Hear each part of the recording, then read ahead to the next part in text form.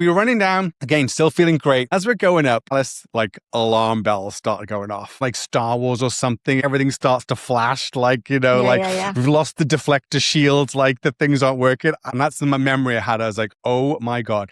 Yeah. My head starts throbbing, right? My breath becomes short and I'm like, start to wheeze. And on this route, there was no bailout. So I think it was the altitude and the smoke. Okay. At this point, I'm like, sorry, Alice, we ain't doing comrades. I'm like, comrades. I was like, I don't know how to do 100-miler again. I don't think I want to do a 50-miler. I was like, why do we even do this? Why do we even do these long hikes? This sucks. This absolutely sucks at this point. I started seeing things. Did you hallucinate? Okay. Yeah, it was like, I'd be like, oh, look at that animal. And it's like, it's a rock. It was always like rocks or things. And it looked like a shape.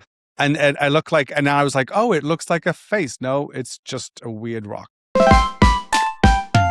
And welcome back to another episode of Two Average Runners with me, Hugh Edwards, and my co-host, Alice Penn. How are you doing today, Alice? Very good. Thanks, Hugh. I'm moving tomorrow, which is never... You know what it's like. It's never the best when you have to move house again. I know. But otherwise, I'm great. I hate moving. Moving might be one of my least favorite things in the entire world. And I feel like I've done it so many times. Are you packed or do you have a lot to pack? Or is this a straightforward move? No, I'm going to pack tonight and then squeeze my run in tomorrow. And then Dale is coming to help me move my things down to my cousin's for a month. So that's where I'm going to be living for another month while she is away, so it'll be nice. I'll be in Clapham, so I'll be close to a lot of the running that I like to do. I know you get to change a new run-in scene. You've been doing the St. Albans run-in scene for the past month, and now you get to switch to the cool cats of Clapham Common. I know. I said goodbye to the guy at the track. Remember I told you about St. Albans track and how he's very particular with his cones that he sets up and his job that he does. So I went to thank him for his outstanding track that he provides every Tuesday. And then funnily enough, on my run this morning, there's a girl that often gives me a high five. And I saw her. And so we did our high five on the route that I like to do for my easy runs. So I think she's probably going to think, where's that girl? I haven't seen her. So when you give her this morning you give her the high five, that's pretty normal. Do you then say something hey, this is my last run, like I won't see you for a while, I'm moving? It's like Alice did the Irish goodbye. It's like, this girl. We're always wondering what happened to her. What happens to that? Like every Wednesday for the next week, it's like, oh, maybe she was sick. Maybe she went on vacation. And then the next week, and then it's be 3 weeks in a row. Like, where did she go? Did she die? She just given up? Did she quit? Is she given up running? Is she injured? I know. Funny. That's where, I mean, we don't. This is the thing, like we do this podcast for us, like it's for you and I. And to have an excuse to chat each week and to share what we're up to, and the fact that it resonates with people is pretty cool.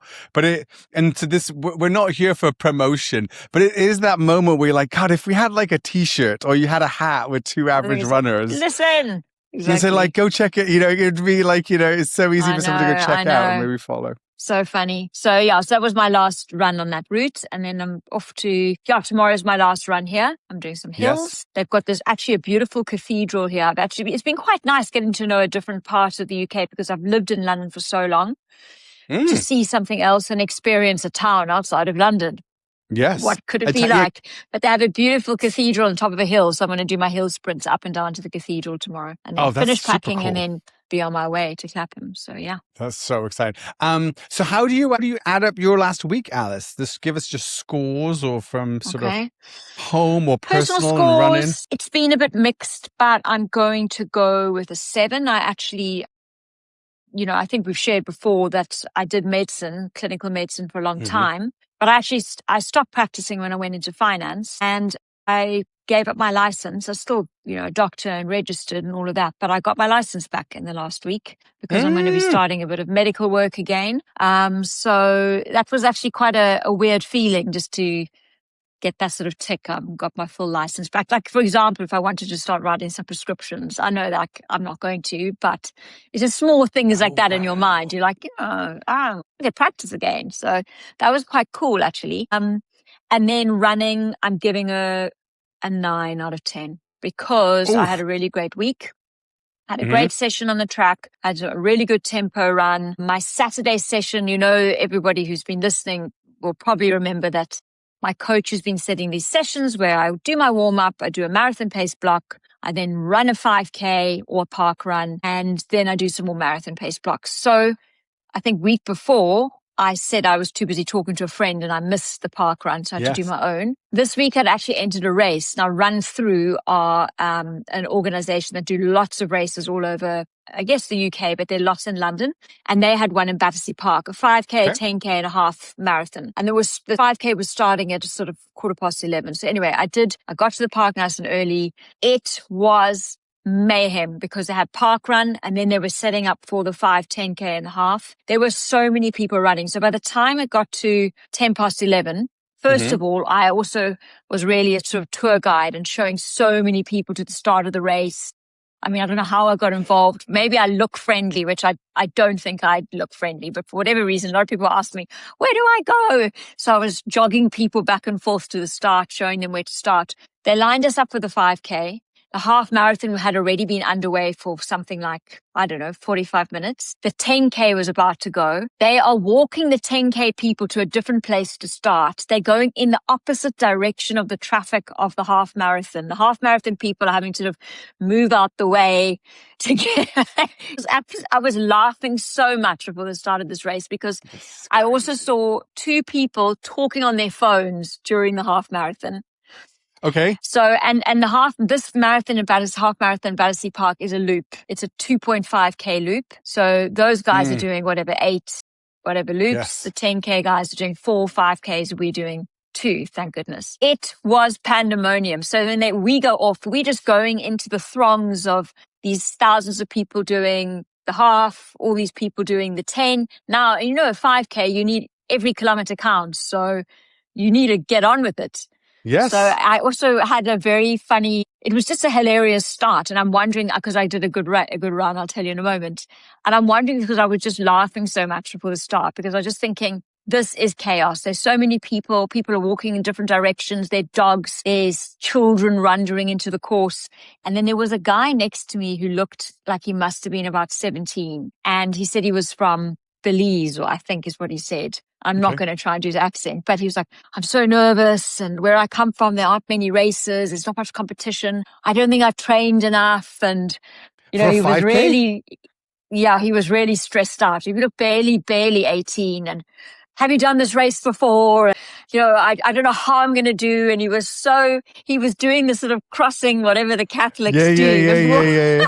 He had a prayer before we started. And I was like patting him on the shoulder, like a sort of a middle-aged mother. Don't worry, you're going to be fine. He was asking what time you're going to go for. He's like, oh, that's so fast. And he was so anxious. Anyway, I was just laughing at this whole thing, and off we went. And sure enough, it was absolute mayhem. But I got behind 2 people who were basically pushing through everybody, and I just stuck behind them. Yeah, and I ran a really good time for me. So average pace of 3:50 to K. I didn't feel like I was killing myself. I kept the pressure on. So I did 10 minutes, 8 seconds, which I have gone faster before, but in the last 18 months is my best 5K. I haven't done many 5Ks, but it was a big improvement from a couple of park runs ago. And I felt great. And then I did 3 marathon pace blocks after that, and they went really well. So I actually had the feeling for the first time in a long time, almost like I was floating. Okay, I probably didn't look like that, but when you actually feel like everything is just clicking. And I just basically held that pace pretty consistently. I think I came first in my age group, which is never tough, especially for a 5K. And I think I came 4th overall. So out of 200 women, pretty happy with that. So that was my running. Was it hot? Do you know what? It was hot, but it wasn't hot like it's been. Yeah. And I wonder whether that's also why I noticed my heart rate wasn't as high, but my pace was better. And then I had a nice, so I did a 30K day on Saturday, and then I ran 20Ks, I think, on Sunday. So I had a bit of a big weekend, but that run really felt great. Heart rate was really low for the paces I was at. So overall, I'm feeling like, what? Things are clicking. Is it more food? More sleep, consistent weeks? What is it? I don't know, probably all combined, but let's see how it goes this weekend. So I'm very happy on the running front. And it's 12 weeks to Chicago, so it feels like I'm in a good place to build from here. So I'm happy. Incredible. And I'm not injured, which is fantastic. That's such great news. Amazing. And also I will share that this week my coach had me doing mile repeats on the track. I think she did it because of Josh Kerr's new record. We would be amiss if we didn't mention that this week. Incredible. Did you watch it? I didn't watch it. I didn't watch it live, but I did catch up on it. And because this is, a famous world record, Hisham El Garouche, right? I think from like 20 plus 27 years. 27 years. Which is actually quite... Now, in some ways, the mile itself is not as common a distance. Like they mainly, at all the athletic competitions, they run the 1500. But still, and given how many records have come down in the last 5 to 10 years with super shoes, with the fueling revolution, with bicarb, it is kind of crazy that this mile record has sort of stood this test of time. So, so what was it like? You watched it live? I didn't watch it live. A lot of people were here in London, were at the Diamond League, but I watched, replay, and I actually found it quite emotional. I just, the last couple of 100 meters, when you see his paces, I think his paces, there were 2 guys pacing. One is his training partner. One dropped off. There's one who is his training partner. I think maybe left him with a lap and a half to go. But then they were standing on the side cheering him on as he came round. And then just watching him actually do it, I felt, actually cried a little bit, because I thought, imagine being this guy. He also, Scottish, putting himself out there, being quite brazen about it, very bold, should we say, some time ago. Bold. That he is going to do this. And you don't want to go as far as saying arrogant, but I guess sports people do have to believe they're going to do it. And he really said he's going to do it. Yeah, and he did. He named his shot, he shot his shot, and he got it this time. He did it. And he really did do it. 2 seconds, broke it by 2 seconds. So I thought that was huge. That's actually a really big, incredible. Like 2 whole seconds. It's kind of so crazy. So when I was running my mile repeats this week, I was putting it into perspective, because I was like, let's get to 6 minutes here. And then you realize what he's doing, and you're like, my goodness. So I mean, it's so fast. And it's strange because it's interesting. A lot of like miles and 1500 races become tactical, so sometimes they often look pedestrian for those guys. I mean, they're still going so much faster than I could run, a single mile or single 400 probably, but they often look quite tactical, because they're it's all about like this, the third or fourth lap, or the kick, or however it is. So it's kind of, to break a world record, it has to be a full time trial. It's like he's measuring the effort perfectly to extract the optimal, average speed over 4 laps. And it's just incredible. And to go and do it in front of the crowd. Did they have the lights? Did they have the lights that? No, they didn't have the lights. They just had the 2 paces. But I did hear the commentators say they would have practiced that, they practiced it so many times, the pacing, exactly how it's going to work. So it was very impressive. And then, interestingly, I've seen so many podcasts with him being interviewed after this. So I think on the same day, it looks like he was in sort of 10 different podcasts on the day. I know, an endurance effort of its own, Yeah. So I was like quite blown away by that. I'm like, how can this guy have been in so many within 24 hours? But very, very cool. So, and then other than that, been watching Tour de France. Jonas Vingegaard is out. So it's been good watching the sportsmanship though between them all. It's been interesting. I've been really enjoying. And this tip that you gave me to watch this Lance Armstrong, I've changed my view on Lance Armstrong now, thanks to you. It's entertaining. You can hold 2 things at once. You cannot condone the cheating of the era. You can, you can say that like, hey, those titles don't stand. You can also recognize that he did ride 21 days, 7 years in a row, and was the first person, across the line each time, like with the asterisk that it is, like he had to stay upright. And that's the big thing. I always appreciate when listening to that podcast, because they make this point, like Lance didn't crash in these tours. Yeah. And there's a famous phrase, which I love, which is like maybe you know who the quote is to finish first, you must first finish. Yeah, it's true. It's true. So it's an interesting one for all of us here, which is like, I mean, step one is like finish the race. Like you got to get to the finish line, and then everything is an incremental, piece of performance. But yeah, I was sad to see him crash. It's horrible for Jonas, and it sucks for both, obviously for his health. It's only a collarbone, so he'll recover quickly. It sucks, all the training, all the thing.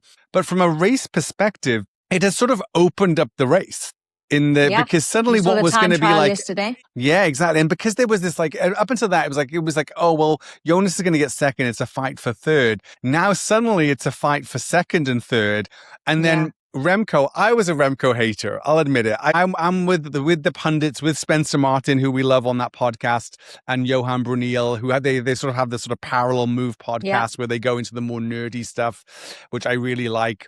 And even the day before, they were kind of writing off Remco because historically, in all these big grand tours, he has a day where he cracks, right? When there's a big long climb. And on whatever it was on Sunday, he didn't crack.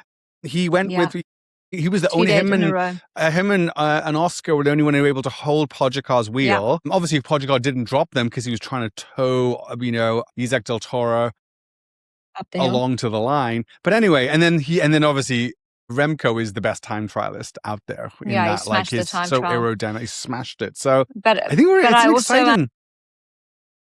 I read the Bradley Wiggins book in the last week. It's not the best book I've ever read, but because you mentioned this Bradley Wiggins, Sir Bradley, should we say? Yes, Lance and Hincapie. Is it Hincapie? Yeah, George What's Hincapie. The guy's name? Yeah, that's it, George. So I quickly read that book, and in it he actually mentions how Lance Armstrong puts him on a flight to come out to Aspen and gets training with him. So they obviously know each other quite well, because sometimes when I watch this podcast, I'm amused because Bradley Wiggins doesn't say much. And I think, what is he actually thinking? But actually they're close, and he really helped him out. So they are now close. that I've got a bit of that backstory, like it's been quite interesting. Yeah, it is useful to know the backstory, because it was really, that tour when he came out there was quite meaningful, because I think Bradley was at his rock bottom, and that was part of a recovery. Rance was one of the few people, Bradley was being villainized in the UK media. Yeah, he was. And it's the same, look, we all love an arc, right? And a redemption arc. But usually at the bottom of he had a really tough time. People are not on board at that point. Yeah. People only start to appreciate the arc and the redemption after the fact. And so it was cool that Lance believed in him and supported him. So it was cool. So is it worth a read? Is it a short read? It's an easy read, and just really interesting to see what he went through. Was really quite horrendous in terms of sexual abuse by a coach from a very young age. I mean, it was actually quite sickening and really quite horrifying. A difficult relationship with his father, who was an excellent cyclist. I see his son is actually also really good. Yes. Dane Wiggins is a good cyclist. Then there's the story of addiction and everything that happened to him.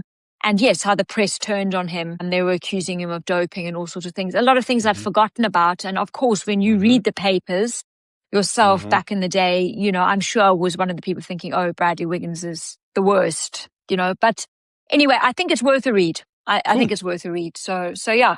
Now, on to much more important things. The story of the week. Forget about Josh Kerr's world record mile. Hugh Edwards and Soft Rock. Let's hear all about it. How has your week been? It was incredible. It was a roller coaster. Of course, it was a roller coaster. So if I'm going to score the week, I mean, it's a 9 and a 9, right? It was, I got to go to Colorado for a week on my own, fill up the cup in some ways. It was some personal time, time away from parenting and responsibilities. I had, shut it down from work. I did some calls on the drive up, which I drove on the Tuesday, but then basically Wednesday, Thursday, Friday, Saturday, Sunday, completely, and a lot of that time we're off the grid. We're out in the mountains, no cell reception, of course. So it really was a great disconnect. And, and then obviously I drove back. It was like a long drive back. How I would assess the whole thing, I mean, it's interesting how you frame things. It did nothing fatal. So nothing bad happened. And we were in the mountains. And this is the hardest course I've ever been on. This is no joke. It really is. I was like, Were you expecting that? It was harder than I expected. I knew it was high altitude. The altitude is no joke, right? And I've done Leadville. It's like, is when it you think higher about than Leadville, yes, higher than Leadville. Yeah. Okay. And Leadville, you do Hope Pass twice. So it's like a 3,000 climb one way, 3,300 climb one way, and then a 2,600 climb the other way, steeper. At Hardrock, you do 13 Hope Passes, 1-3 over the whole thing. If you do the whole course. And some of those are like double Hope Passes. There was like one climb, the final climb we did was like 5,300 feet. It took like 4 hours in total to like do the climb. And it's all at altitude, Crazy. right? So the overall, it was quite spectacular. It is a cliche, but it is the most beautiful mountains in the US. They're very striking. It's in a way so much closer to the closest thing I think in the US has to the Alps, where a lot of Colorado is just high, and you're like, everyone's like, it's so high, but the mountains don't look that steep. It doesn't look that overpowering. Where like these images of the Alps, you have like Chamonix and like Mont Blanc towering above, right? And this was much more like that. You're sort of running along and you have these massive mountains coming up either side. And then you're going over these passes to go from one basin into another basin. So it was, in some ways, there was a lot of, it was very Lord of the Rings. We were on a mission. And Alice, I got some stories to tell of this adventure. So are you ready? Are you ready to hear some of how it showed up? I feel nervous. Well, so remember the loop of Hardrock. Remember, we talked about it before. So it's a 100-mile loop, and it has 33,000 feet of vert, and we were going to break it over 3 days. Most people backpack it and do it over 4 days. And obviously they're going a lot slow, but with backpacking, whenever they're kind of done, they sort of like camp and pitch a tent, right? We didn't want to like sort of like carry tents and stuff. And so we sort of constructed, and we wanted to do it. Our goal was to do it in 3 days. And so the way we decided to do it is we drove to one of the more remote parts of the course on the first day, which by the way, you left your cars there. I remember you saying. Yeah, exactly. And so actually, I mean, that first day, alarm went at 1 a.m., hit the road at 1:45, got to Silverton at 3:45. I think it was 3:45-ish, like 3:45, 4, left one car there. And then it was like an hour on a Jeep road to the place where we were going to leave the second car and start the loop. So I think we stepped off at like 5 a.m. in the dark. The hilarious thing is, this is the funny thing. Remember, it's a loop, right? We went a mile the wrong direction. Great. Loving that. So we kind of, because we're going up this road, and what we didn't realize, it was almost an immediate right turn to start going up the mountain. And we went up the road, kept going up the road, which was where we were going to finish. Oh shit. And I had on my phone like the whole route, and it was the whole loop. So when I pulled up the phone, we're on the route. We're just going the wrong direction. So like we're kind of like, something's not quite right here. Like we were a mile in, and we're like, Elliot, we're going the wrong way here. So we turned around and we jogged back, and it was a pretty gradual hill, which actually made sense. He was like, yeah, I thought it was going to be steeper off the bat. And so we were both having the cognitive dissonance. So anyway, we turned around, we ran back down. So we had a 2-mile warm up. So that's cool, you know. A great start. Just a great start. I mean, it was kind of nice to get a little warm up on a road. But anyway. You tell yourself that. Exactly. And actually, to tell you the truth, at the top of that 1 mile, there wasn't any porta potties at the bottom, but then as we were going up that road, we did find like, you know, there was a trailhead with an outdoor, you know, like a sort of like, you know, a pit loo, as they would call them. Yeah. So that was a little win. We did get the restroom in. So anyway, and when we're climbing, the sun is coming up. I'm looking at my heart rate. I'm feeling good. I'm not like Elliot's been out there for a couple of weeks. He's quite fit, but he's also acclimated. So he was like moving just a little bit ahead, but I was like, no, I'm just going to like move my pace, feeling great. Oh my God, there was so much gear. I mean, we were carrying like 2 liters of water each. And then think about it. That day we were expecting to be out there for like 40 miles, a sort of a 14 to 18-hour day was our expectation. Yeah. So I'm carrying all our food. So it's like all the gels, all the like different things that we had. So we're probably way down with 20, 30 pounds, like probably 10, 15 kilos, you know, just in your pack. Anyway, so we're cranking away. So anyway, it was feeling good. And the way we were doing it and where we picked our first climb, it was sort of up, you had a little go down and then up again. It was about 4,500 feet. feet, summited Handies, which is the highest point on the course, 14,000 feet, like the super high point. Okay. Anyway, feeling great because it's a 14er, as they're known. We bumped into a few hikers and people out there. There's at least one of the guy on the summit who had just hiked up. And so we are, it feels good. We dropped down the other side. There've been a lot of wildfires in Colorado, and there've been some wildfires in the area, but nothing serious really close to the course or whatever. But as we're dropping down, I hadn't really paid attention. The AQI, like the air quality index, had got a lot worse, and it was definitely a bit more smoky. Yeah. So we were running down. Again, still feeling great. We're probably like, what are we now? We must be like 9, 10 a.m. in the morning. There's a long road section. And then we take the next, we take a left off, and it's going to be and I was feeling pretty toasted by this point. Like we'd run out of water on that section. So we'd refilled in a creek and ready so the next sort of climb. And as we're going up, Alice, like alarm bells started going off. It's like, like when he's like in this sort of in like Star Wars or something, and like, like the Millennium Falcon, like everything starts to flash, like, we've lost the deflector shields, like the things aren't working. That was how I was experiencing. I was like, oh my God, like all systems are like amber. It's not quite like we're going to crash, but it was like, and I remembered a podcast I listened to about like these two guys, Seth Rulin, the Boulder Boys. And Seth Rulin and Drew Holman, they talked about when like a year ago they went and did the Grand Canyon. And I remember Drew saying as they were coming out, he wasn't as fit as Seth. And they're coming out of the Grand Canyon. He tells the stories like, and suddenly all the alarm bells are going off. And that's my memory I had. I was like, oh my God, my head starts throbbing. Right, my breath becomes short, and I'm like, start to wheeze, and anyway, it was really a case. I was like, I'm like not in potentially a good spot here. We're like 12, 13 miles in maybe of a 40-mile, and on this route there was no bailout. So I think it was the altitude and the smoke. Okay, and so. And so it was probably early potential altitude sickness. So I stupidly did not have any Tylenol with me. I had it in my bag for that night. And so, but it was okay. I was like, the early warning signs. So I was like, well, we've got to navigate. We've got to figure this shit out. Right. And so the big thing there, so I basically started to dial back the effort even more. And I gave Elliot a heads up, and he was great. And it was the wildflowers were stunning. Elliot's taking all these pictures. I mean, I'm taking pictures as well. But it was just like, if I pushed a little bit more, so now I'm like middle to low zone 2 at this point. And like the moment I try to push a little bit more to get some energy, the the throbbing would come back in the head, or like the breath would be like.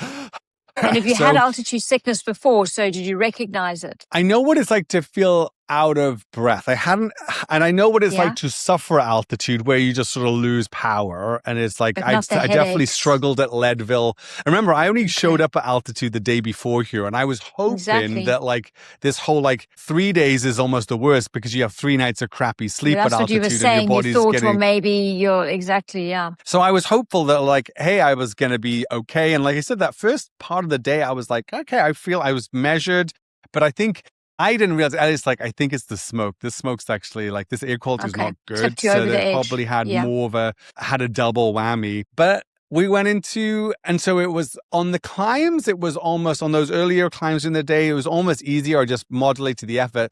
The annoying thing is like, even when we now come over the top of a climb and trying to like run some and actually run, because at this point we haven't been doing much running. As the heart rate went up, it was like the throbbing head, and it's like, we've got to.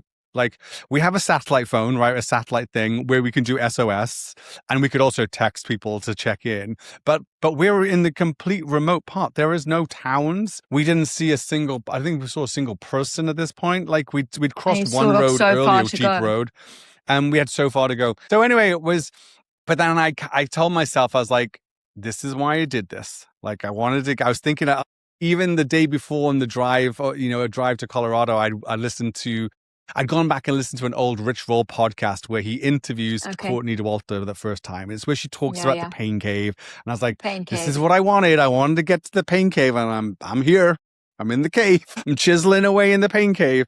And it was intense. It was intense in the weird way because it was trying to not be too intense. I was trying to just manage the effort. Psychologically, it was quite crushing because like everything is slowing down now. Like everything is taking longer, and we're not making up time on the sort of flatter runnable pieces. Yeah. But it's still stunning. So still taking pictures, trying to enjoy it, still fueling. So probably fueled throughout the whole weekend, like probably got like, was shooting for 80 grams of carbs an hour. Okay. Like I was had an pretty alarm good. every 30 minutes and was usually taking a 40 gram gel or a 30 gram gel or a 30 or 40 gram like waffle or something. But so anyway, it was a bit of, so at that point, and we just kept on going. But then we're probably now coming like, so we get a marathon in. You're like, this is the longest marathon of our lives. My gosh. Right? And so we starting to get like the lights starting to get darker, and you're starting to, and like the watch, like we programmed him just the route of the day on the watch.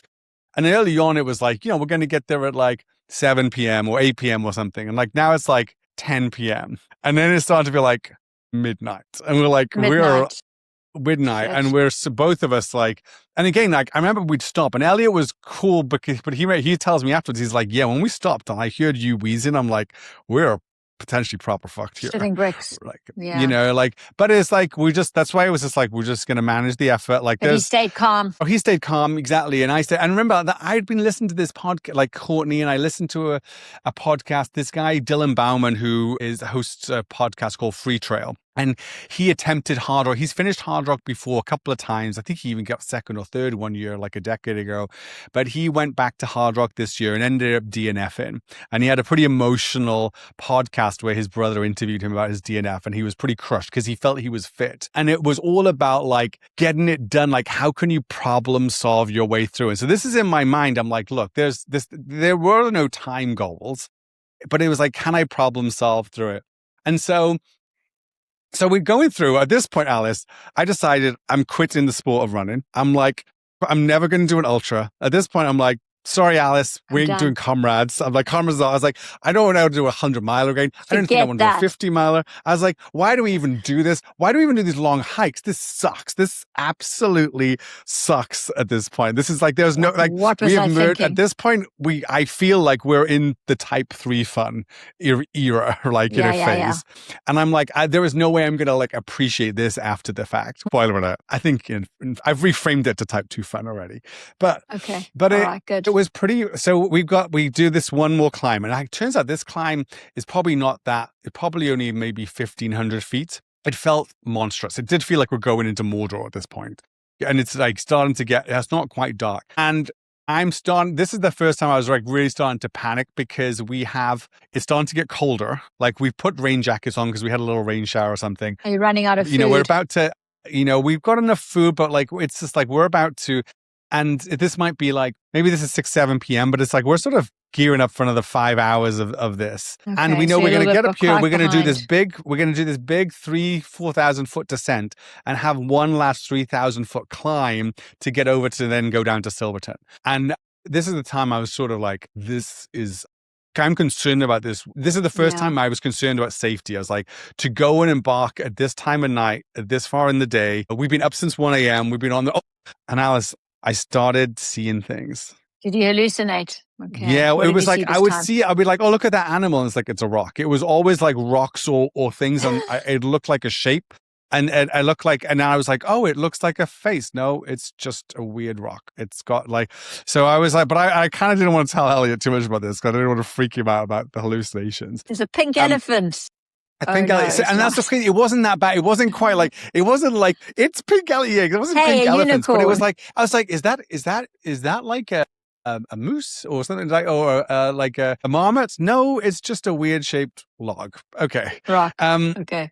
And so, but anyway, but this is where the final bit of problem solving. I brought up the app on my phone, and I had the route on there, but it was like Gaia or something. It was all downloaded, the terrain, and I clicked on Silverton. And I try to see if, because I looked at it and I was like, wait a second, this seems like there are these weird Jeep roads. People like to do off-roading on Jeeps up there. We hadn't really seen anyone on that day. But I was sort of like, once we were getting over this pass, which is again, we're going to go down and do one more. I was like, I think there's a road there. So we looked at it and it was like, wait a second, this road could take us, it's like 8 miles or maybe 10 miles all the way to Silverton, right? And we looked at it and it plotted the elevation, and all it did was just go down like this. downhill, which is what and you so really we need. decided, we called an audible. I was like, Elliot, I think we got to call an audible here. I think we got to, like, for safety, I think we just got to skip this last climb and just, because we have an alternative. And he's like, look, I'll support you. Whatever you want to do. Are you good to do that? He's like, I'm good to do it. So that's what we did. So we ended up missing one climb on that last day. And that descent sucked. It was like a really rocky road, but it was like, we had big descent. At least you knew you were on your way out. We knew we were on our way, and then it got darker and we got the headlamps back on. And look, this is, we're not here to like project like how amazing we are and secret like this. I'm not saying we're no secrets. Okay, I'll tell you no secrets. So we're getting down there, and this road goes forever. So we probably do like 4 or 5 miles or something on this road. And we know this is now going to meet this, because this is a mining road, right, from back in the day. And people use like Jeeps on it now to explore. We get to a main it's still a dirt road, but the main road that's going to get into Silverton. Sure. And we're looking at it right now, and it's like another 4.5 miles, right? And at this point, it's 9, right? And okay, it's like, and again, we're not running hours. We're just walking at like 20-minute mile pace at best. Like there's no walking really, no running happening. And I remember saying to myself, I was like, we've done the hiking. I was like, if I see a car, I'm getting in. I'm hitching a ride. And literally we hit that road, and I had this pretty bright headlamp on, and this truck drives up, and I'm like sticking my thumb out. I'm like, I do not want to walk another 4.5 miles and take an hour and a half to go and do this. Just because remember, at this point, that's just to get to our car, where we're going to camp / sleep in the car tonight. Like, we're too late to have any hot food anywhere in town. It's like we've got cold food in the car to eat. It is like, anyway, these angels in this truck, and they wang down the window. The lady's like, "Are you all okay?" We're like, "Well, sort of." Like, where you want to go to Silverton? They were going the wrong direction. They were going to go back to their campsite. They're like, "Hop in, we'll take you there." So stopped the watch. We got in there.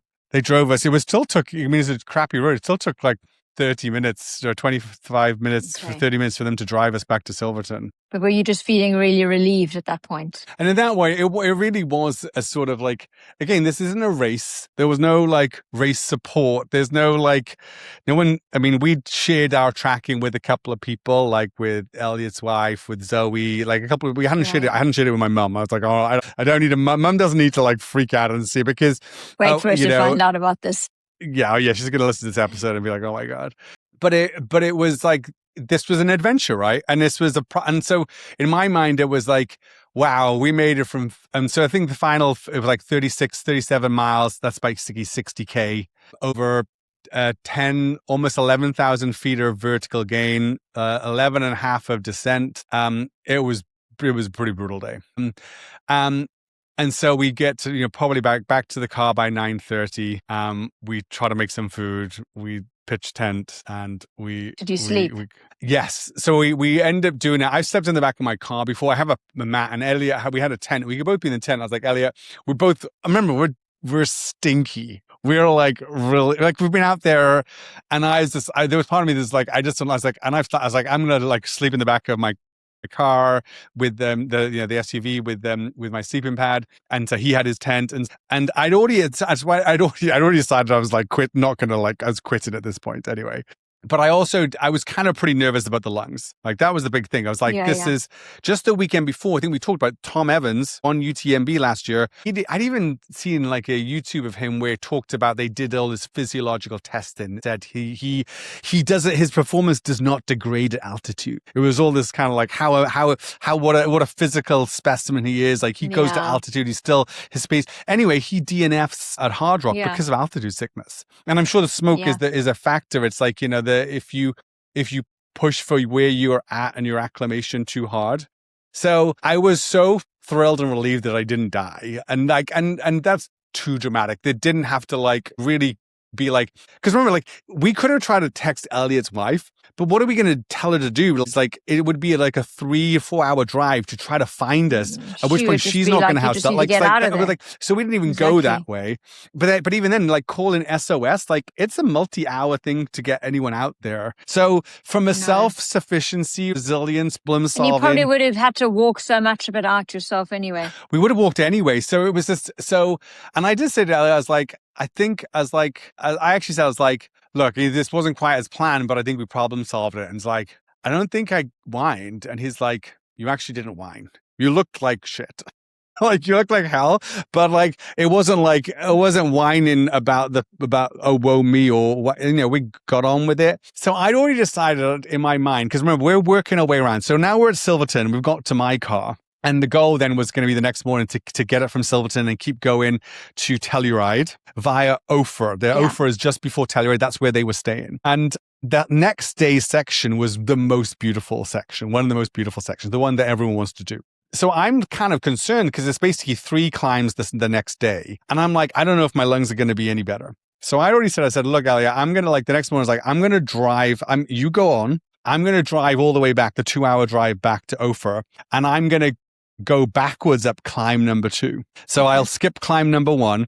And the good thing is like I can go up the climb. If I feel terrible halfway up, I can just turn around. You can just go back. Because I was just like, how do I because otherwise if I start the next day, again, we're going to be in the middle of nowhere for the same. So was it safe for him to go off on his own, did you think? Yes, it was. I gave him the satellite tracker as well, so that he would have that one. He was in good shape. And also it was like if on any other day, and if it would be day 1, I would have been pretty fine. And so this is then the funny thing for our audience in some ways is that, so he knocked on the door at 5:30, like on the window at 5:30 a.m. He was already up. And I'm like, get up. And I'm just like, and he got outside and it was cold, like it's cold mountain air. But it kind of woke me up and I'm like, I actually don't feel that bad. I probably slept for like 5 or 6 hours, not great in the back of the car, right? But, and so I sent him off, quickly packed up. And I hit the road and I actually ate. I had but we had breakfast stuff, whatever. So I and some cold brew coffee. So the 2-hour drive home, I just actually ate stuff, right? Which I think was probably a good thing. So I probably get home like 8:30 a.m. and I shower, which by the way, that felt amazing at this point. And then I'm like, well, I'm going to go and at least the worst that happens today, I've gone and done this one hike and I hike up. First, it's like a 3-mile hike up and a 3-mile hike down. Still like 2,600 feet of vert, but one of the most stunning. So anyway, I head off when I do it and I know the time and I'm like, if I do this right, I should hit Elliot at the top of my hike and that will be his second pass of the day. And so he did. Yeah. He'd just come over the top as I'm doing. Awesome. And by the way, this thing I was not ready for. This is like 70%. I was like hands, like you cannot, I'm like hands scrambling up with my poles. You have your special gloves.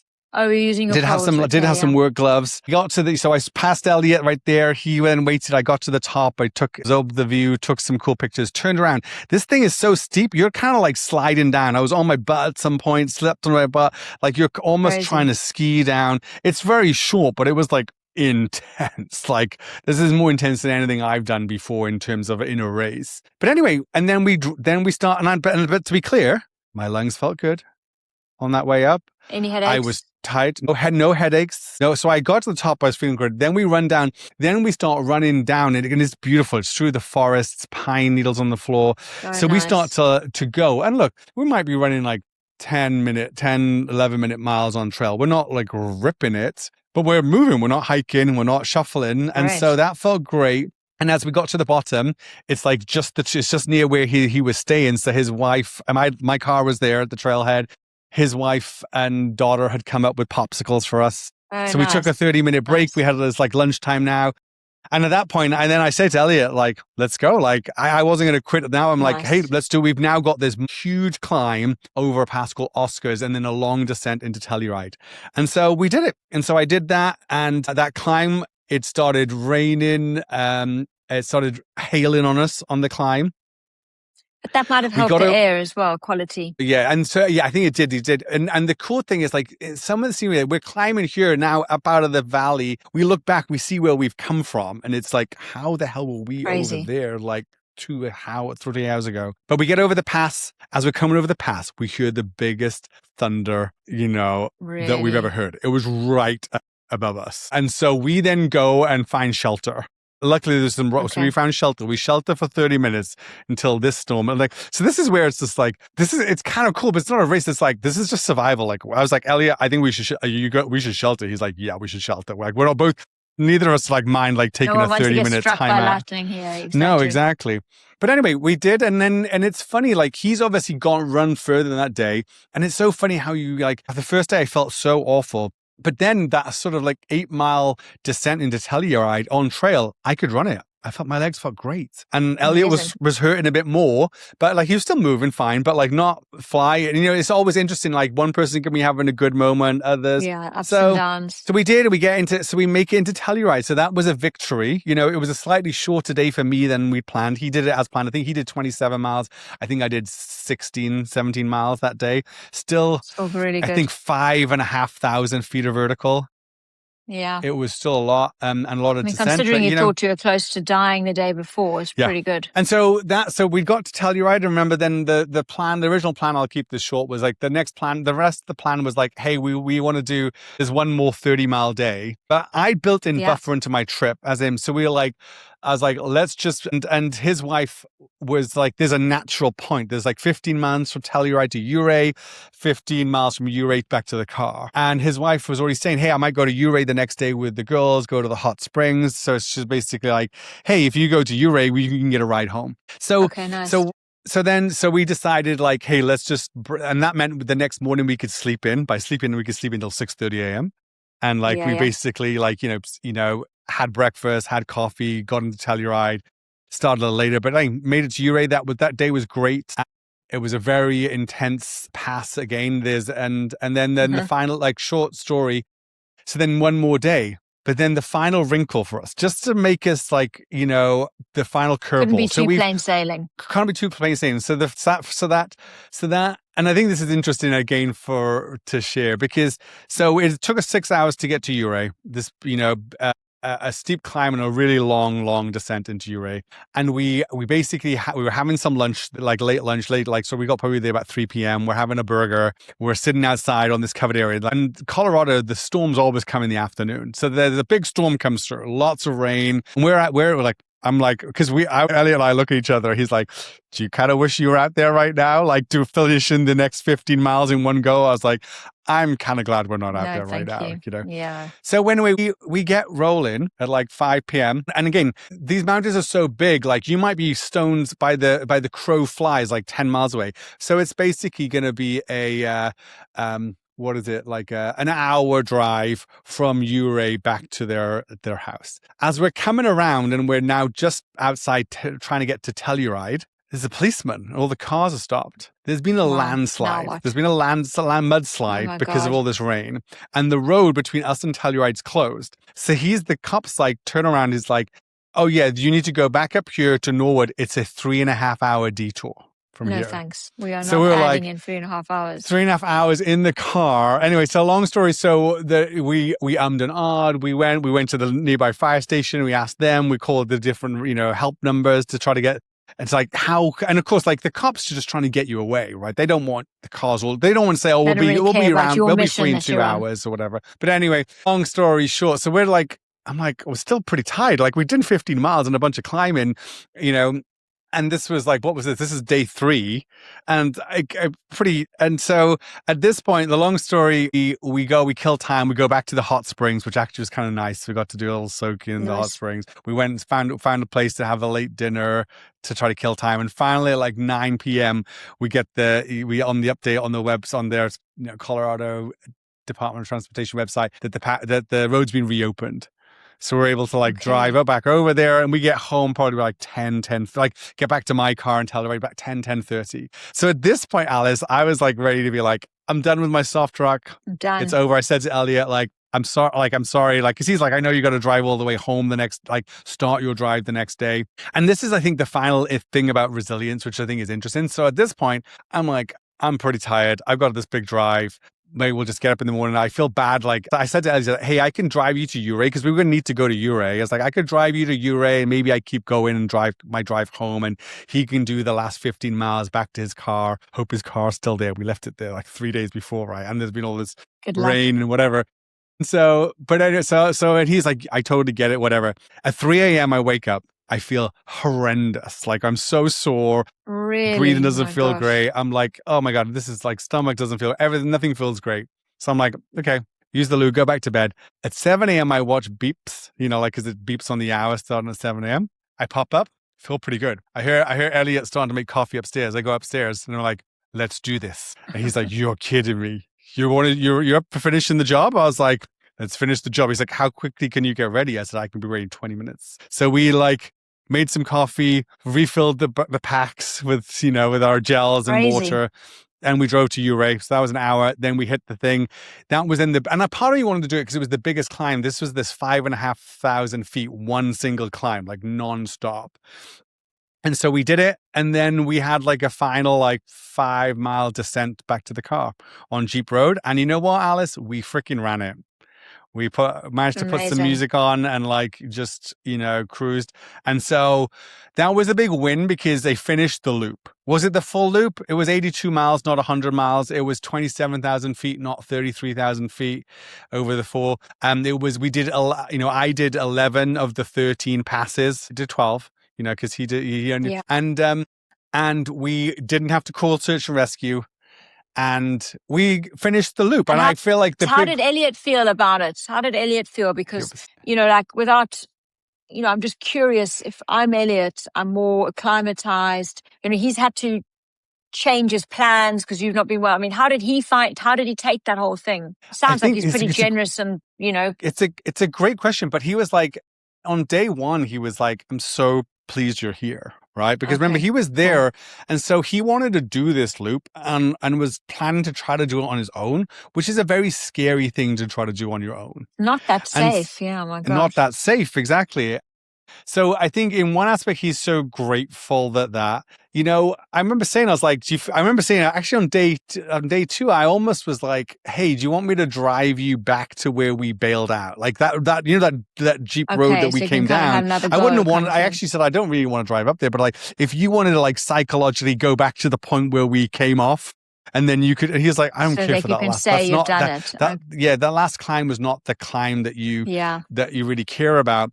And even to me, when we were going day 3 and 4, it's it was we were trying to, on day 3, 4, we were trying to decide which of those, if we were going to just do one of them, did we do the 15 miles from Telluride to Ouray, or do we do Ouray to the car? Because I said, hey, maybe we just skip that one segment. We'll go to Ouray. At least I can help you get the car. And he's like, but that day 3 is this. It's called Virginius. They haven't. It's this pass, very high mountain pass, where it's a crack in the rocks. So you have these steep again, scrambling up one side and down the other. There's this little ledge and this little area. And in Hardrock, they have an aid station up there. They have a top. It's called Kroger's Canteen.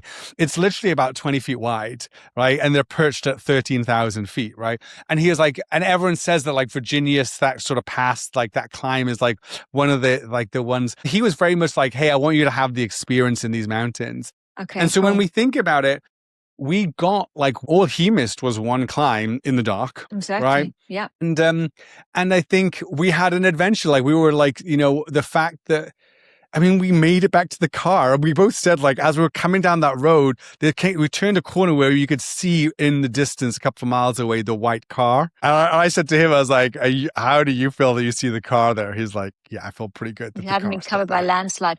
Hadn't been covered by landslide. You must have learned so much. You must have learned so much and just such a cool experience to do with a friend. We actually have a listener's question that's may link in with this. Should I read it out? And then read it out. Maybe it'll tie in with things that you learned during this race. But it said, in the past, you've talked about the mind finding ways to make us quit when a race gets hard or things get hard generally. So the question is, during a race, so maybe just say during an event, when your brain starts throwing out excuses to stop, how do you tell the difference between your mind genuinely protecting you or just being scared? I guess there's some kind of similarities. Such a good question. Yeah. So it's interesting. I think there is something about framing beforehand. I knew that this was going to be tough, and part of the test was going to be, can I problem solve? I think so. Then it was I did more so than I think ever before in one of these races. I really kept really self-assessing the body. How does the body feel? And this is the big win. I shouldn't have said my legs felt great, Alice. Even on day 1, the legs felt strong. Okay. It wasn't, the legs were not the weakness. Strength work paid off, and that was a big win from a year before at Leadville, where both the altitude and the strength, I feel failed me. I think it's really hard to judge the difference, firstly. But I think I did notice all this sort of little excuses. And the mind is weird. Like, all I wanted to do was to be hanging out with Henry on the couch, not doing. But I kept reframing that it's like, look, all I got to do is like get to the next little ridge. Yeah. Like, let's focus on this thing. Let's focus on safety and survive in this one. So it is.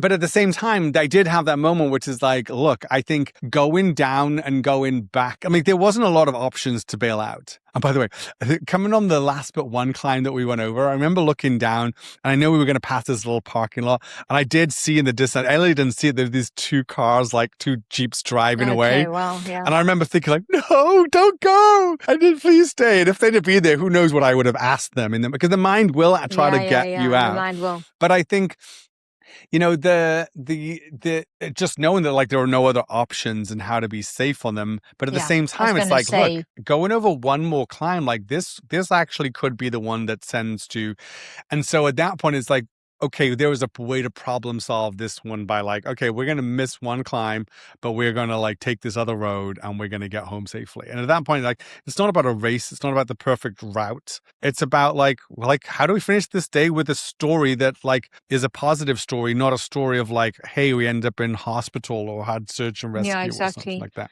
And I think that's where there's some nuance here, because for you had to problem solve because you had to get out of there somehow alive.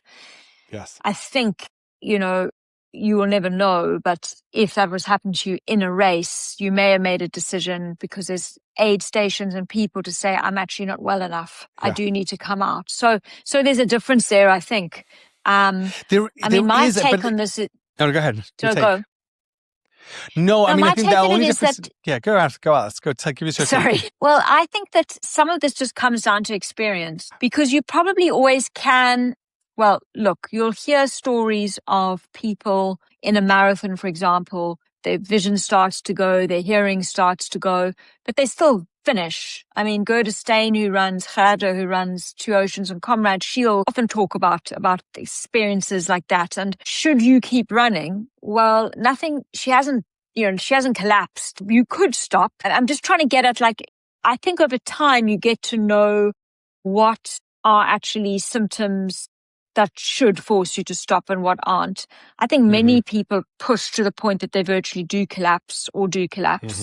So I think it's difficult to answer this one. My own experiences in Paris when I was throwing up in the marathon, I still think I did the right thing. In retrospect, perhaps I could have just stopped for a while, seen if I could have felt better, slowed down. But also, is it a crisis that I DNF'd? Not really. Maybe it was safer than throwing up the whole time. Would I have died? Probably not.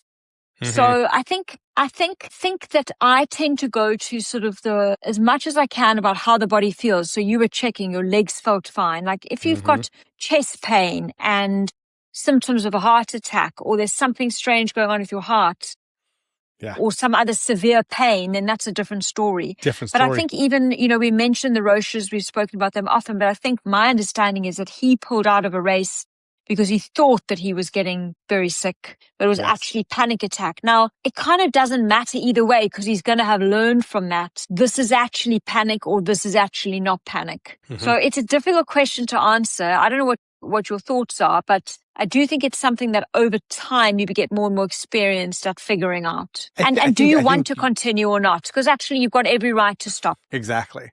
I think and it's really interesting here, like at races like Hardrock, where they have 48 hours to do this whole 100-mile loop. Yeah. It's very common for someone to like take like a 3 or 5 hour break at an aid station and take a nap and refuel and sleep and try to recover. The irony here is like we didn't have any aid stations between like the car and the thing. So if we'd have had an aid station at Chapman or like one of those places, or Sherman in a race contest, I probably would have like just taken and then try to figure out a reset. Now, but at the same time, at that point, then there was like on that first day, there was no way I was finishing the loop, right? But the next morning, we probably only got like 5 hours. 5 hours sleep, and crappy sleep in the back of a car most, right? But it's like suddenly it was enough to be like, I'm ready to give something a go. I picked the safe. I wanted to give myself the option that like if I start going uphill and the throbbing head and like a wheezing chest is back. I want to be able to call that for safety. In the end, it didn't need to, so I was able to do more. But that was the one. And then it's fascinating. Then, like I said, that last morning at 3 a.m., I was like, "There's no way I'm going to do this." I'm like, "We're done. Soft truck was great. 3 days. We did a lot of." And then suddenly it's like 7 a.m. It's like I feel actually great, and the legs feel great. Yeah. And Elliot's got to get back to the car, so let's get our asses to Ouray and do the final leg. Even in shorter events, distances, you can have these ups and downs. My cousin, who's a very good marathon runner and an ultra runner, she says if you can find a way to get through that mile, that kilometer to the next point and see how you're doing, because there are often these peaks and troughs. I even had that in London this year. There were many times that I thought, when I see my stepson, maybe I'll jump out now. But then actually things improved a bit later on. Yeah. So I think, first of all, I think there's no shame in getting it wrong and sometimes stopping because your brain is giving you the signal to stop.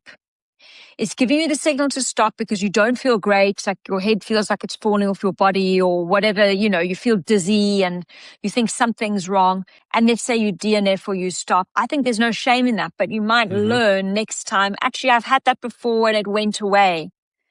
Yeah. So I think, and yes, I've experienced this level of pain and then it disappeared. Or actually, when I felt this before, I backed off and I probably didn't need to. Let me push a little bit and see. I mean, I'm not advocating anybody runs to having a heart attack, but you know what I mean? I think this is something that comes with time and experience. So I'm sure you're going to, I don't know, what's the big takeaway for you from this?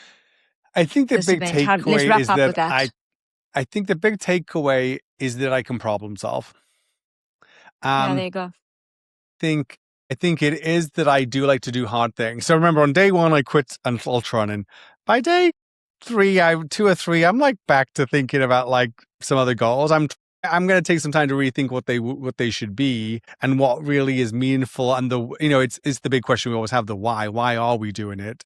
But I think it's amazing, like you said there, like the way you can reframe things to small steps. It's such a cliche, but I realized that like once you learn that, like, I can keep going for another another 0.1 of a mile, and I don't feel any better, any worse, right? And I started like, I'm going to get to that rock. I'm going to get to that, that place. I'm going to get to that little where it changes and turn around, take a picture or whatever, and realizing that like I did it and I can keep doing that. So and I guess that's a good analogy for life. I've seen in someone's arm at a race the other day, basically stay in the kilometer that you're in. Yeah. And I think that's quite a good sort of metaphor for what you're talking about. So even if that kilometer is just that next rock, just stay in that, get to that next rock. And, I think life, I mean, without trying to sound too cheesy, is pretty much like that. Like, just stay in the bit that you're in. Yeah. And let's see how you feel when you get to that rock. Yes. And then stay in that bit, see how you feel. So it's something about breaking it down like that and not getting, oh my God, 40 miles to go, etc. Yes. But I just want to commend you on what an amazing thing to have done. Well, thank you, Alice. Glad that you made it back alive and that you're not quitting on us just yet. Not quitting. And but I was thinking, I honestly, on day 1, I'm like, such an maybe achievement. I'm just going to commit to be a 10K trail runner.